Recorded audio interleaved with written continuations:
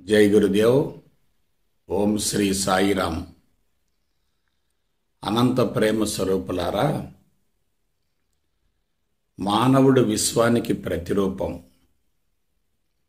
విశ్వంలో ఏముందో మానవునిలో కూడా అదే ఉంది. మానవుడు విశ్వం నుండి వచ్చాడు, మరలా తిరిగి ఆ విశ్వంలో కలిసిపోతాడు. విశ్వాన్నంతటినీ అనంతమైనటువంటి వటవృక్షం అనుకుంటే, మానవుడు అవ్యక్తమైనటువంటి సూక్ష్మమైనటువంటి బీజం వంటివాడు. అవ్యక్తమైన సూక్ష్మమైనటువంటి బీజంలో అనంతమైన విశ్వం మొత్తం దాగి ఉంటుంది. మనం అనంతమైనటువంటి విశ్వాన్ని గురించి అధ్యయనం చేయవలసినటువంటి అవసరం లేదు. మన జీవితాన్ని గురించి మనం తెలుసుకోగలిగితే చాలు. మన జీవితాన్ని గురించి మనం అధ్యయనం చేయగలిగితే చాలు. మన జీవితాన్ని గురించి మనం పరిశోధన చేయగలిగితే చాలు. మనల్ని గురించి మనం తెలుసుకోగలిగితే చాలు. మనల్ని మనం ఉద్ధరించుకోగలిగితే చాలు. వాస్తవానికి ఆధ్యాత్మిక మార్గం చాలా సులభమైంది. ఎప్పుడైతే మనిషి బాహ్యముఖ ప్రయాణంలో ఉంటాడో, ప్రపంచాన్ని గురించి, ప్రకృతిని గురించి, విశ్వాన్ని గురించి ఆలోచిస్తూ ఉంటాడో, అతడు ఆధ్యాత్మికతకు దూరం అవుతూ ఉంటాడు. అందువల్ల జీవితం కష్టంగా, క్లిష్టంగా తయారవుతుంది. ఆ కష్టమైనటువంటి, క్లిష్టమైనటువంటి జీవితం నుండి బయటపడటం కోసం భగవంతుడి కోసం అన్వేషణ చేస్తూ ఉంటాడు. భగవంతుడిని బాహ్య ప్రపంచంలో వెతుక్కుంటాడు. భగవంతుడితో విడరాని బంధం ఏర్పరచుకుంటాడు. ఆ విధంగా తనను గురించి తాను ఆలోచించుకోవటం మర్చిపోతాడు. జీవితాన్ని గురించి ఎవరికైతే స్పష్టమైనటువంటి అవగాహన ఉంటుందో వారికి మాత్రమే ఆధ్యాత్మిక మార్గంలో పట్టు దొరుకుతుంది. జీవితాన్ని గురించి అవగాహన లేకపోతే ఆధ్యాత్మిక మార్గంలో పట్టు లభించే ప్రసక్తే లేదు. కొంచెం జాగ్రత్తగా ఆలోచించండి. బాహ్యముఖ ప్రయాణంలో ఉన్నవారు ప్రపంచాన్ని గురించి, ప్రకృతిని గురించి, విశ్వాన్ని గురించి ఆలోచించేవారు, భగవంతుడిని బయట వెతుక్కునేవారు తమను గురించి తాము ఆలోచించుకోలేరు. బయట ప్రపంచాన్ని గురించి ఆలోచిస్తూ ఉంటారు. ఎప్పుడైతే బాహ్యముఖ ప్రయాణం పెరుగుతూ ఉంటుందో జీవుడు బలోపేతం అవుతూ ఉంటాడు. జీవుడు బలోపేతమయ్యే కొలది సంస్కారాల మోతాదు పెరుగుతూ ఉంటుంది. ఒక్కసారి మీరు భౌతికవాదాన్ని పరిశీలించండి, ఆధ్యాత్మిక విధానాన్ని పరిశీలించండి. రెండు కూడా బాహ్యముఖ ప్రయాణంలోనే ఉన్నాయి. ఒక భౌతికవాది కానీ, శాస్త్రవేత్త కానీ, ఉద్యోగస్తుడు కానీ, వ్యాపారస్తుడు కానీ, రాజకీయవేత్త కానీ, మేధావి కానీ ఎవరైనా సరే ప్రపంచాన్ని గురించే అతిగా ఆలోచిస్తూ ఉంటారు తప్ప తమను గురించి తాము ఆలోచించుకోలేరు. అదే సమయంలో ఆధ్యాత్మిక మార్గంలో ఉన్నటువంటి వ్యక్తులను కూడా మీరు జాగ్రత్తగా పరిశీలించండి. వీళ్ళంతా కూడా ప్రపంచానికి భిన్నంగా, అతీతంగా భగవంతుడున్నాడనేటటువంటి భావంతో భగవంతుడిని గురించి అన్వేషణ చేస్తూ ఉంటారు. ఆ భగవంతుడికి ప్రతిరూపంగా ఉన్నటువంటి దేవుణ్ణి, దేవతని, స్వామీజీలను, బాబాలను, గురూజీలను వీళ్ళందరితోటి విడరాని సంబంధం ఏర్పరచుకునే ప్రయత్నం చేస్తూ ఉంటారు. అది తప్పు మాత్రం కాదు, కానీ అశాస్త్రీయమైన విధానం. శాస్త్రీయత ఉన్న చోట, సాంకేతిక పరిజ్ఞానం ఉన్న చోట తక్కువ సమయంలో తక్కువ శ్రమతో ఎక్కువ లబ్ధి కలుగుతుంది. అయితే బాహ్యముఖ ప్రయాణంలో ఉండటం ద్వారా అంతరంగం శుద్ధవుతుందా? అది సాధ్యం కాదు. బాహ్యముఖ ప్రయాణం ఏదైనా, ఎటువంటిదైనా, అది ఆధ్యాత్మిక మార్గమైన, భౌతికవాదమైన, సైన్సు సాంకేతిక పరిజ్ఞానమైన, వ్యాపారమైన, ఉద్యోగమైన, ఏ రంగమైనా సరే అది తప్పనిసరిగా బంధాలను పెంచుతుంది. బంధాలు పెరిగే కొలది అంతర్ముఖ ప్రయాణం బహు కష్టతరమవుతుంది.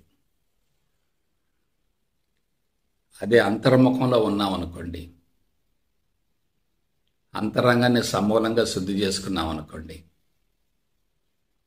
బాహ్యముఖ ప్రయాణం చాలా సులభమవుతుంది. బాహ్య ప్రపంచాన్ని వదిలిపెట్టి అంతర్ముఖానికి మళ్ళాలంటే బాహ్య ప్రపంచం యొక్క స్వరూప స్వభావాన్ని గురించి మనం తెలుసుకోవాలి. మనిషి బాహ్య ప్రపంచం వైపుకు నిరంతరం ఆకర్షింపబడుతూ ఉంటాడు. బాహ్య ప్రపంచం ఆకర్షణలతో కూడి ఉంటుంది. మనిషిని ప్రలోభపెడుతుంది, రెచ్చగొడుతుంది, కవ్విస్తుంది, తన వైపుకు రమ్మని ప్రోత్సహిస్తూ ఉంటుంది.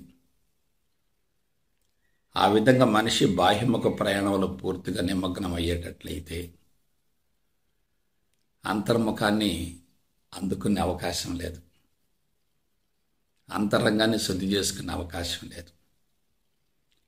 కాబట్టి ఆధ్యాత్మిక మార్గం ఎక్కడ దెబ్బతింటుంది?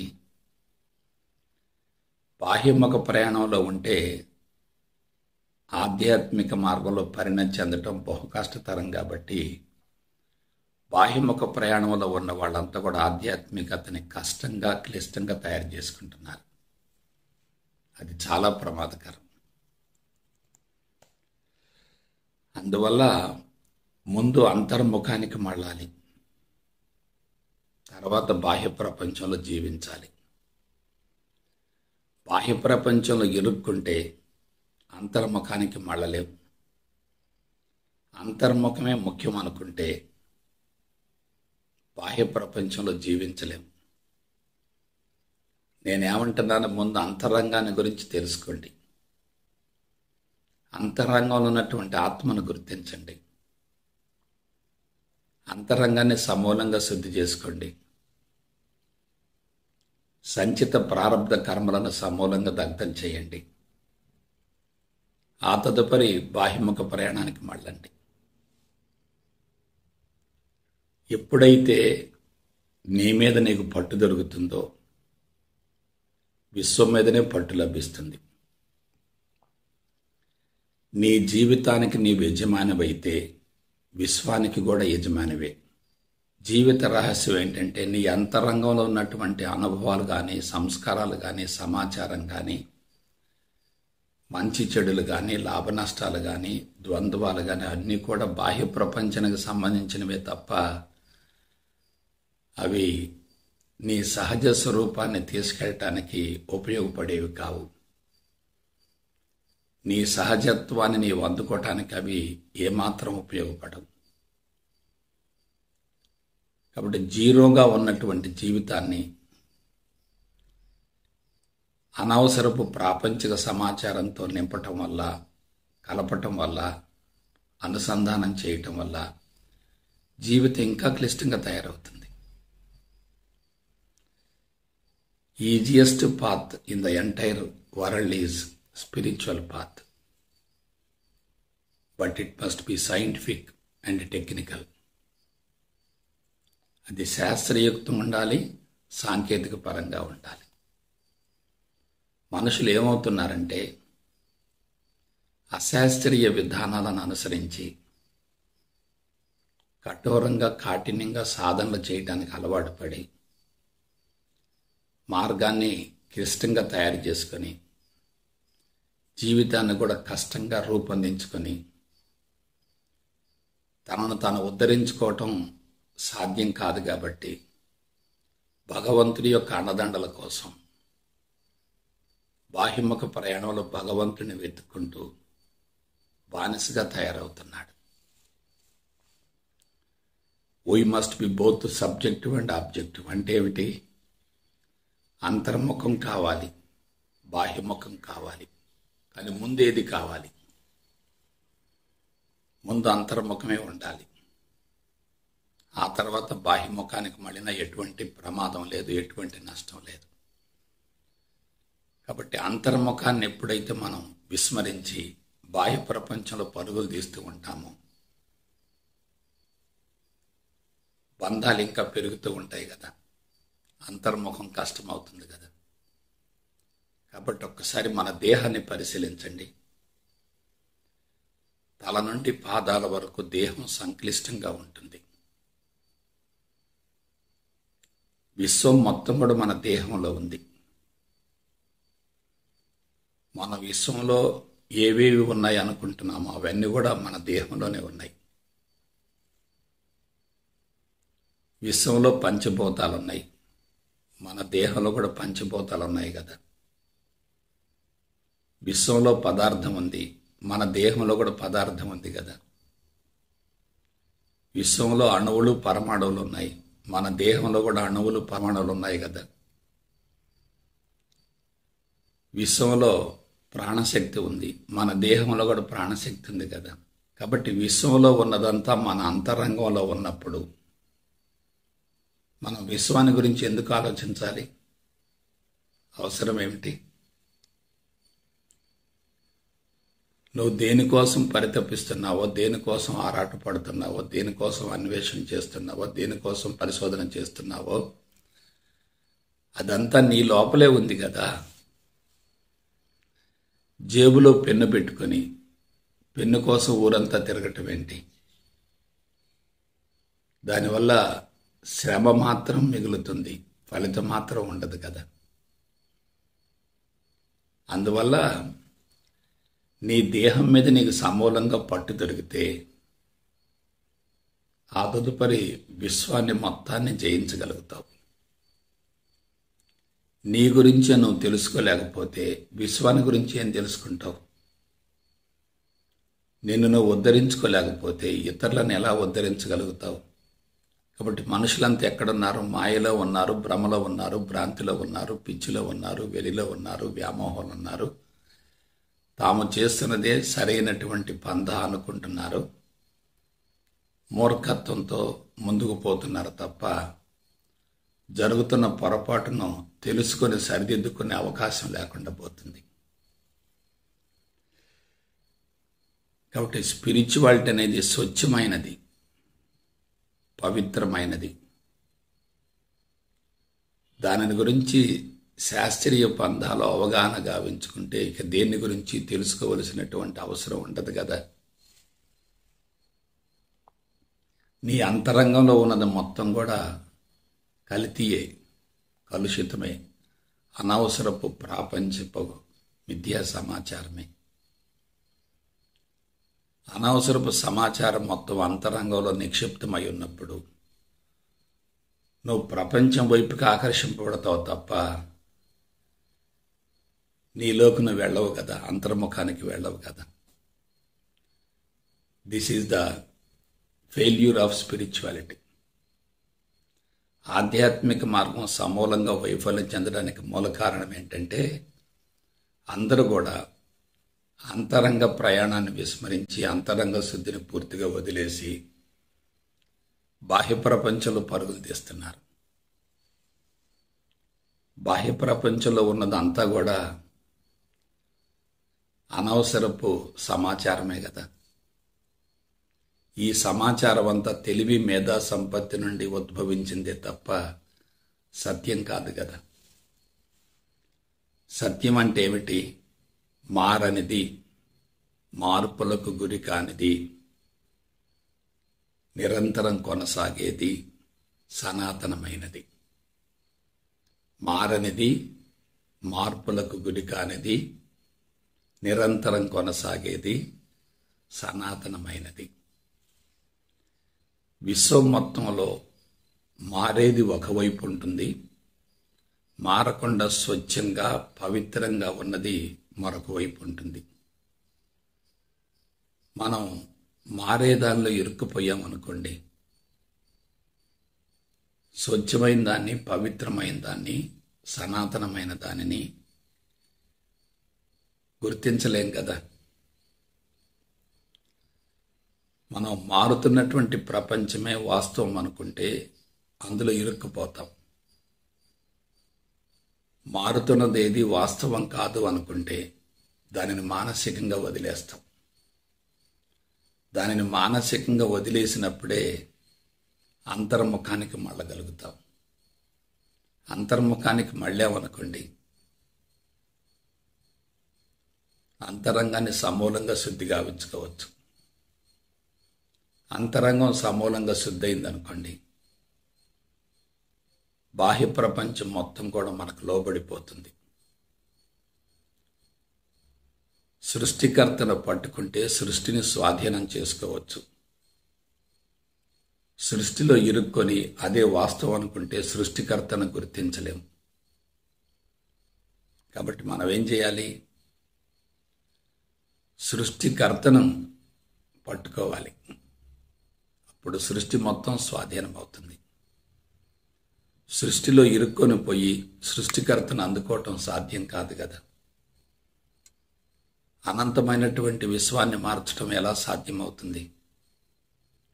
అనూహ్యమైనటువంటి మానవ జాతిని మార్చడం ఎలా సాధ్యమవుతుంది? మానవుణ్ణి మార్చాలి అని ప్రయత్నించిన ప్రతి వ్యక్తి ఇప్పటి వరకు వైఫల్యం చెందారు కదా. మనం చరిత్రను ఒకసారి పరిశీలిస్తే చాలు. కుక్కతో ఏ విధంగా వంకరగా ఉంటుందో ప్రపంచం కూడా అదే తరహాలో ఉంటుంది. నీ జీవితం నీ చేతుల్లో ఉంది. వేరే వాళ్ళ జీవితాన్ని గురించి నువ్వు ఆలోచించవలసిన అవసరం లేదు. వేరే వాళ్ళ జీవితం మీద నీకు ఎటువంటి హక్కు లేదు. ఎప్పుడైతే నీ జీవితం మీద నీకు పూర్తి అవగాహన కలుగుతుందో అప్పుడు విశ్వాన్ని గురించి కూడా అవగాహన కలుగుతుంది. అజ్ఞానికి జ్ఞానికి మధ్యన ఉన్నటువంటి వ్యత్యాసం ఏమిటంటే, అజ్ఞాని ప్రపంచాన్ని సరిచేయాలనుకుంటాడు. జ్ఞాని ప్రపంచాన్ని మానసికంగా వదిలేసి తనను తాను సరిచేసుకునే ప్రయత్నం చేస్తాడు. కాబట్టి జీవితాన్ని గురించి సరైనటువంటి అవగాహన లేకుండా జీవితాన్ని కొనసాగించడం ఎంత ప్రమాదకరమో, ఆధ్యాత్మికతను గురించి కూడా అవగాహన లేకుండా ఆధ్యాత్మికతలో కొనసాగటం కూడా అంతే ప్రమాదం. తన అంతరంగాన్ని విస్మరించి బాహ్య ప్రపంచాన్ని గురించి అందులో వ్యక్తులను గురించి ఆలోచించడం ప్రమాదమే కదా. అదేవిధంగా అంతరంగంలో ఉన్నటువంటి ఆత్మను విస్మరించి బాహ్య ప్రపంచంలో భగవంతుని వెతుక్కోవటం కూడా ప్రమాదమే కదా. కాబట్టి ఈ దేహంలో ఏముంది? దేహం సంక్లిష్టంగా ఉంది. విశ్వంలో ఏముందో ఈ దేహంలో అదే ఉంది. బియ్యపు బస్తాలో బియ్యపు గింజ, ఇసుక దిన్నెలో ఇసుక రేణువు. అన్నం మొత్తం మనం తినాల్సిన పని లేదు. రుచి చూడటానికి ఒక మెతుకు తింటే చాలు. ఇసుక రేణువులో ఏముందో ఇసుక దిన్నెలో అదే ఉంది కదా. బియ్యపు బస్తాలో ఏముందో బియ్యపు గింజలో కూడా అదే ఉంది కదా. అన్నం మొత్తంలో ఏముందో అన్నపు మెతుకులో కూడా అదే ఉంది కదా. ఈ ఒక్క విషయంలో అవగాహన కలిగితే చాలు.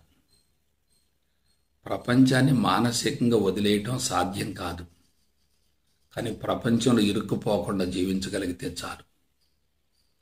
ప్రపంచంలో ఇరుక్కున్న వ్యక్తి తనని గురించి తను ఆలోచించుకోడు.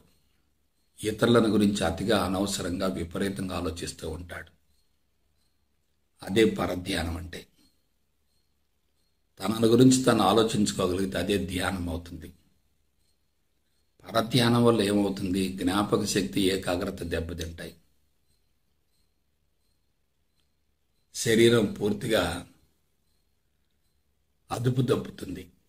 అంతరంగ సంస్కారాలు శుద్ధిగావు కాబట్టి ఆ సంస్కారాల ప్రభావంతో శరీరం బలహీనపడి దీర్ఘకాలిక రుగ్మతలకు లోనవుతుంది. ఆధ్యాత్మిక చరిత్రను ఒకసారి పరిశీలించండి. ఋషులు ఎలా ఉన్నారు? పటిష్టంగా ఉన్నారు, దృఢంగా ఉన్నారు, శక్తివంతంగా ఉన్నారు, ఆరోగ్యంగా ఉన్నారు. వాళ్ళు తమను తాము పూర్తిగా జయించగలిగారు. ప్రతి ఋషిలో పరిపూర్ణత్వం ఉంటుంది. పరిపూర్ణత్వం ఎక్కడైతే ఉంటుందో అసంతృప్తి అక్కడ ఉండదు. అసంతృప్తి ఉంది అంటే పరిపూర్ణత్వం లేనట్లే. దేహం పైనుండి క్రిందికి తన విధులను తాను నిర్వర్తిస్తూ ఉంటుంది. కానీ ఇవన్నీ కూడా పరమాత్మ ద్వారానే జరుగుతున్నాయి. పరమాత్మకు ప్రతిరూపమే పదార్థం, పదార్థానికి ప్రతిరూపమే ప్రకృతి. కాబట్టి అన్నింటికి మూలం మరియు ఆధారం ఏమిటంటే పరమాత్మే. అయితే ఒక్క మానవుడిలో మాత్రం అంతరంగంలో ఉన్నటువంటి పరమాత్మను విస్మరించి మనిషి తెలివి మేధా సంపత్తితో కృత్రిమమైనటువంటి సమాచారాన్ని సేకరించుకొని దానిలో పూర్తిగా ఇరుక్కుపోయాడు. అది చాలా ప్రమాదకరమైంది. సమాచారం ఎప్పుడైతే లోపల ఉంటుందో ఆ సమాచారం అంతా కూడా బాహ్య ప్రపంచానికి సంబంధించింది కాబట్టి మనిషిని సత్యం వైపుకు మళ్ళనీయదు. కాబట్టి సత్యం వైపుకు మళ్ళాలంటే సమాచారాన్ని వదిలివేయగలగాలి, అధిగమించగలగాలి. అదంతా మాయకు ప్రతిరూపమని భావించగలగాలి. కానీ అలా జరుగుతుందా? లేదు. మేధావి అంటే సమాచారంలో ఇరుక్కుపోయినవాడు. మేధావి జీవితాంతం జ్ఞాన సముపార్జనలో నిమగ్నమవుతాడు. రోజు మారిందంటే పాతదనం కనుమరుగవుతుంది, క్రొత్తదనం ఆవిష్కరించబడుతుంది. మనిషి నూతనత్వం వైపుకి ఆరాటపడుతూ ఉంటాడు. కానీ ఇదంతా ఏమిటి? మాయే కదా, భ్రమే కదా, భ్రాంతే కదా, వ్యామోహమే కదా, బంధమే కదా. దీన్ని తెలుసుకుంటే చాలు, మనిషి ఎదుగుతాడు. దీన్ని తెలుసుకోకపోతే మనిషి మాయలో పడిపోతాడు. కాబట్టి అంతరంగమే అంతా నడిపిస్తుంది అనేటటువంటి విషయాన్ని మర్చిపోయిన వ్యక్తి బాహ్య ప్రపంచంలో ఇరుక్కుపోతాడు. అంతరంగం ద్వారానే అంతా జరుగుతుంది అనుకునేటటువంటి వ్యక్తి అంతర్ముఖ ప్రయాణంలో ఉండి తనను తాను జయించి, తనను తాను నియంత్రించుకొని, తనను తాను నిగ్రహించుకొని, తన జీవితాన్ని గురించి పూర్తిగా లోతుగా అన్వేషణ పరిశోధన గావించుకొని పట్టు సాధించి ఆ తదుపరి ప్రపంచాన్ని గురించి ఆలోచించగలుగుతాడు. ఇక్కడ దేన్ని వదిలిపెట్టకూడదు, దేనిలో ఇరుక్కుపోకూడదు. ఆధ్యాత్మికత అవసరమే కానీ వ్యసనం కాకూడదు. పరిణామం అనేది ఆకస్మికంగా జరిగేది కాదు, వేగంగా జరిగేది కాదు. వేగంగా జరపటం కూడా సాధ్యం కానే కాదు. Evolution is going on. పరిణామం జరుగుతూనే ఉంది. మనం ప్రపంచాన్ని మార్చడం ఏంటి? జరుగుతున్న పరిణామాన్ని గమనిస్తూ ఉండటం అంతే. ప్రతి వ్యక్తి భగవంతుడి కోసం అన్వేషణ చేస్తూనే ఉన్నాడు. కానీ మేధావులంతా భగవంతుని బయట వెతుక్కుంటున్నారు. కానీ స్వచ్ఛమైనటువంటి ఆధ్యాత్మికవేత్తలు మాత్రం భగవంతుని అంతరంగంలోనే గుర్తించగలుగుతున్నారు. అంతరంగంలో భగవంతుని గుర్తించగలిగితే దేహమంతా భగవంతుని మయమే కదా. కాబట్టి మన దేహంలో సూక్ష్మ శరీరం ఒకటి ఉంది, స్థూల శరీరం మరొకటి ఉంది. సూక్ష్మ శరీరం యొక్క ప్రతిబింబమే స్థూల శరీరం కదా. మనం సూక్ష్మ శరీరాన్ని సరి చేసుకుంటే స్థూల శరీరం సరి అవుతుంది కదా. ఆ సూక్ష్మ శరీరాన్ని సరి చేసుకోవటం అంటే అంతరంగాన్ని సమూలంగా శుద్ధి గావించుకోవటమే కదా. మనోభారాన్ని తగ్గించుకోవటమే కదా, లోడు తగ్గించుకోవటమే కదా. లోడు తగ్గుతూ ఉంటే మనస్సు తేలిక అవుతూ ఉంటుంది. లోడు పెరుగుతూ ఉంటే మనోభారం పెరుగుతూ ఉంటుంది. ఆ లోడంతా ఎక్కడిదంటే మనకు సంబంధించింది కాదు, బాహ్య ప్రపంచానికి, అందరి వ్యక్తులకు సంబంధించింది. మనకు సంబంధించింది కాని దానిని వదిలేయటమే ఆధ్యాత్మికత అంటే. మరి మనం ఎవరం? సాక్షాత్తు భగవత్ స్వరూపులమే. ఒప్పుకున్నా ఒప్పుకోకపోయినా, అంగీకరించినా తిరస్కరించినా, విశ్వసించినా విశ్వసించకపోయినా అందరం కూడా భగవంతుని యొక్క ప్రతిరూపాలమే కదా. అదే అసలు సిసలైనటువంటి స్వచ్ఛమైనటువంటి జీవితం అంటే. కాబట్టి భగవంతుడు బయట ఉన్నాడు అనుకోవటం సెకండరీ, భగవంతుడు అంతరంగంలోనే ఉన్నాడు అనుకోవటం ప్రైమరీ. అంతరంగంలో భగవంతుని గుర్తించగలిగితే బయట అదే ఉంది కాబట్టి అది కూడా భగవంతుని మయమేగా, అది కూడా భగవంతుని ప్రతిరూపమేగా. లోపల బయట అంతా ఒకటైనప్పుడు దాన్నే సర్వం బ్రహ్మమయం అంటారు కదా. కాబట్టి ముందు లోపల దాని గురించి ఆలోచించి దాన్ని సమూలంగా శుద్ధి చేసుకున్న తర్వాత బయటది కూడా లోపల దానికి ప్రతిబింబమా అనేటటువంటి భావన కలిగితే బయటది లోపలది రెండు కలిసిపోతే అదే ఏకం నిత్యం విమలమచలం, అదే ఏకమేవ అద్వితీయం బ్రహ్మ, అదే ఏకోహం బహుశ్యాం, అదే ఏకం సత్ విప్ర బహుదా వదంతి, అదే అంతర్బహిష్య తత్సర్వవ్యాప్త నారాయణ స్థిత. అంతా ఒకటే, రెండు లేవు అసలు ఇంకంతే. మనం అంతరంగాన్ని విస్మరించి బాహ్యముఖ ప్రయాణంలో ఉన్నప్పుడు భిన్నత్వం కనిపిస్తుంది. మనం బాహ్య ప్రపంచాన్ని వదిలేసి అంతరంగంలోకి ప్రవేశించేటట్లయితే అంత ఏకంగానే గోచరిస్తుంది, అంత ఒకటిగానే తెలిసిపోతుంది. కాబట్టి భిన్నత్వంలో ఇరుక్కుంటే ఏకత్వాన్ని గుర్తించడం సాధ్యం కాదు. అంతరంగంలో ఉన్నటువంటి ఏకత్వాన్ని గుర్తించగలిగితే బాహ్య ప్రపంచం కూడా ఏకత్వంలో కనిపిస్తుంది. అందువల్ల కర్మేంద్రియాలు, జ్ఞానేంద్రియాలు, పంచభూతాలు, పంచతత్వాలు, పంచప్రాణాలు, సప్తకోశాలు, సప్త చక్రాలు, అవయవాలు, అవయవ వ్యవస్థలు, కణజాలాలు, కణాలు, కణాంగాలు, అణువులు, పరమాణువులు, రేణువులు, ప్రాణశక్తి, పరమాత్మ అంతా లోపలే ఉంది. బయట చూడ చూడ బంధనంబు, లోన చూడ చూడ లోకాభిరామంబు. తనను తాను తెలుసుకున్న వ్యక్తే ధన్యుడవుతాడు. ఇతరులను తెలుసుకునే ప్రయత్నం చేసే వ్యక్తే ప్రమాదంలో పడతాడు. కాబట్టి మనం ఏం చేయాలి? మనల్ని గురించి మనం తెలుసుకునే ప్రయత్నం చేయాలి. దీనికి మనం చేయవలసిందంతా కూడా సమాచారం మొత్తం మాయా అని తెలుసుకోగలిగితే చాలు.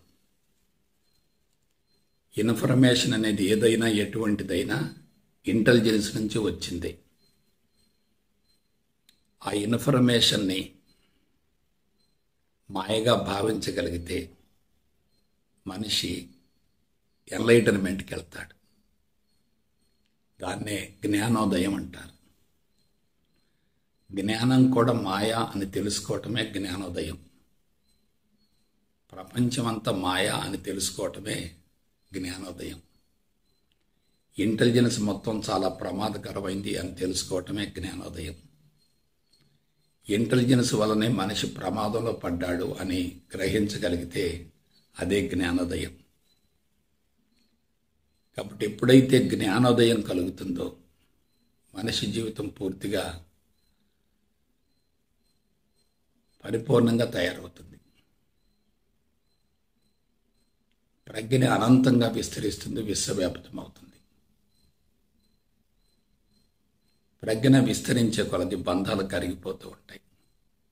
ప్రజ్ఞ విస్తరించే కొలది సమాచారం మొత్తం కూడా కరిగిపోతుంది. సమాచారం కరిగిపోయిందంటే సత్యం బహిర్గతం అవుతుంది. సమాచారమే మాయకు ప్రతిరూపం, సత్యమే భగవంతుడికి ప్రతిరూపం. మనం సత్యం వైపుకి మళ్ళాలి, మాయ వైపుకి వెళ్ళకూడదు. మాయ వైపుకి మళ్ళామనుకోండి సత్యాన్ని గుర్తించలేము, సత్యాన్ని గ్రహించలేము. సత్యాన్ని గుర్తించగలిగామనుకోండి మాయ కనుమరుగవుతుంది, అదృశ్యమవుతుంది. ఇది నిజమైనటువంటి ఆధ్యాత్మికత అంటే.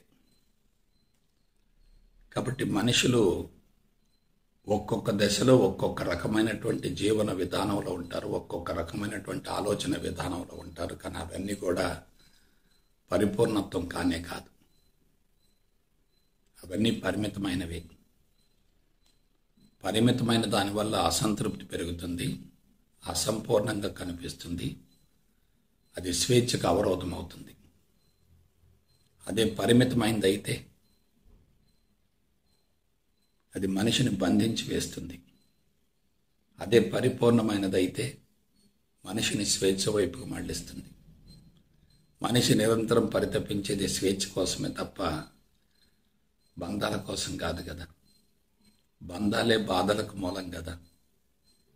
బంధాలే మాయకు ప్రతిరూపం కదా. బంధాలే సత్యదర్శనానికి అవరోధం కదా. కాబట్టి కొంచెం జాగ్రత్తగా ఆలోచించండి. మనుషులు ఎక్కడ దెబ్బతింటున్నారు? తనకు అవసరమైన దానికోసం ఆరాటపడటం లేదు, ప్రమాదకరమైన దానికోసం పరితపిస్తున్నారు. ప్రమాదకరమైంది ఎప్పుడైతే లభిస్తుందో, అవసరమైంది ఎప్పుడైతే లభించదో, మనిషిలో అశాంతి, అసంతృప్తి తారాస్థాయికి చేరతాయి. కాబట్టి చివరగా నేను చెప్పేది ఒకటే, పరమాత్మ నుండే ప్రాణశక్తి వస్తుంది, ప్రాణశక్తి నుండి పరమాణువులు వస్తాయి, పరమాణువుల నుండే అణువులు వస్తాయి, అణువుల యొక్క కలయికతోటి పదార్థం ఏర్పడుతుంది, పదార్థమే ప్రకృతిని తయారు చేసుకుంటుంది. కానీ అన్నిటికీ మూలం మరియు ఆధారం ఏంటంటే పరమాత్మే. ఆ పరమాత్మని ప్రపంచం నుండి వేరు చేయకూడదు.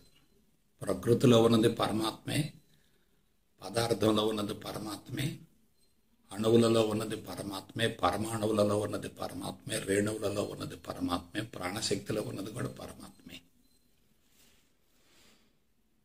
ఇంకా ప్రత్యేకంగా పరమాత్మ కోసం కఠోరంగా సాధన చేయవలసిన అవసరం ఏంటి? ఇదే అదైనప్పుడు, అది ఇది రెండు ఒకటైనప్పుడు దానికోసం మనం అన్వేషణ చేయాల్సిన అవసరం లేదు కదా. కాబట్టి అన్వేషణ చేస్తున్నామంటే పరధ్యానాన్ని పెంచుకుంటున్నట్లే కదా.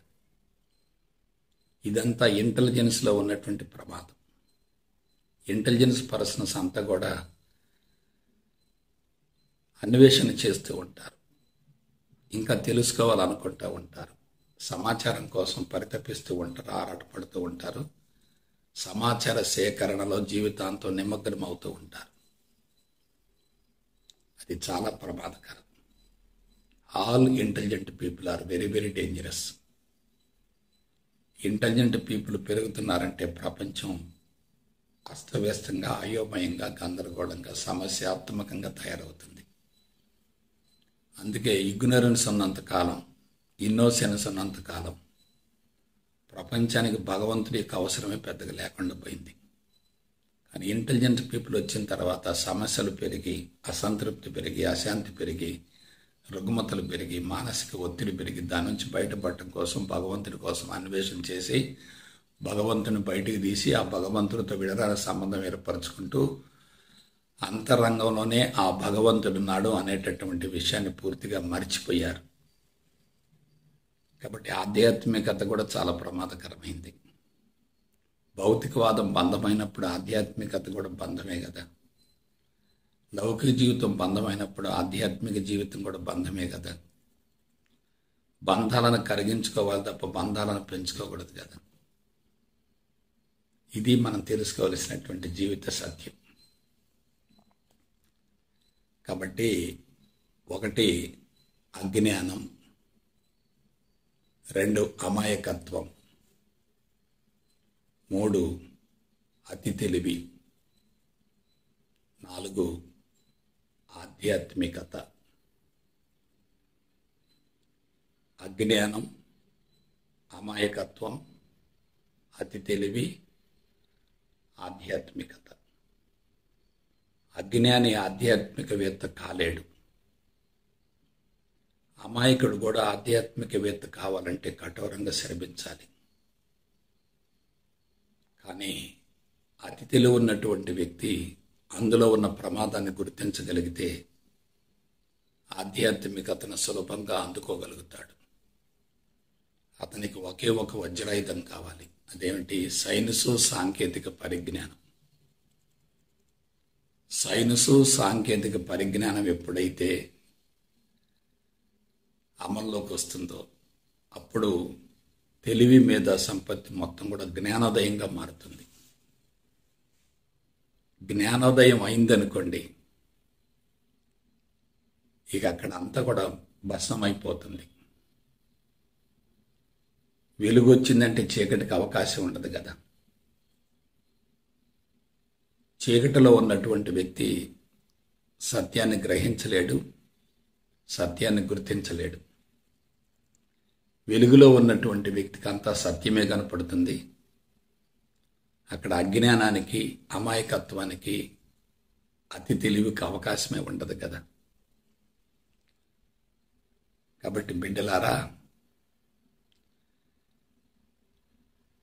అజ్ఞానం కాదు, అమాయకత్వం కాదు, అతి తెలివి కూడా కాదు, ఆధ్యాత్మికత కావాలి. అతి తెలివి ఆధ్యాత్మికతే, అజ్ఞానం ఆధ్యాత్మికతే, అమాయకత్వం కూడా ఆధ్యాత్మికతే, అంతా ఆధ్యాత్మికతే.